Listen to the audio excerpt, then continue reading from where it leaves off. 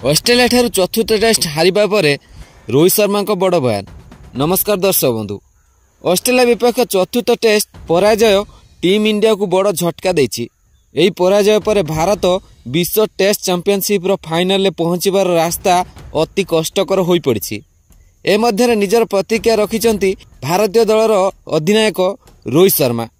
सांबादिक सम्मेलन में से कहिछंती जेतेबेले आपण जहा करबा को आसीथांती ताहा करि न पारिले एहा मानसिक स्तर रे विचलित करे।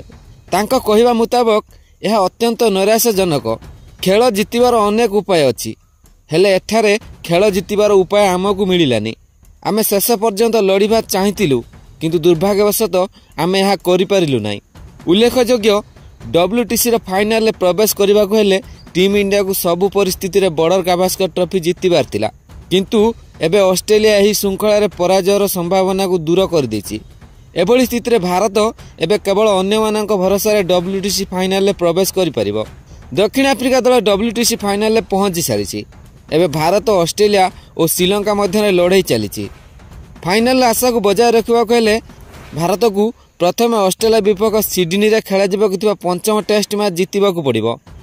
जदि टीम इंडिया पंचम टेस्ट न जितब तेबे दल विश्व टेस्ट चैंपियनशिप रो फाइनल लु बाद पड़ो।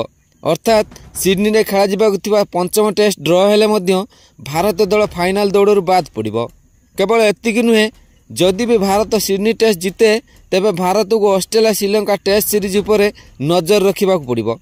जदि श्रीलंका 2 मैच विशिष्ट टेस्ट सीरीज को अति कम 1-0 जिते तेबे भारत फाइनल को जाई परिबो, किंतु ऑस्ट्रेलिया फॉर्म दृष्टि यह कष्टकर लगुछि।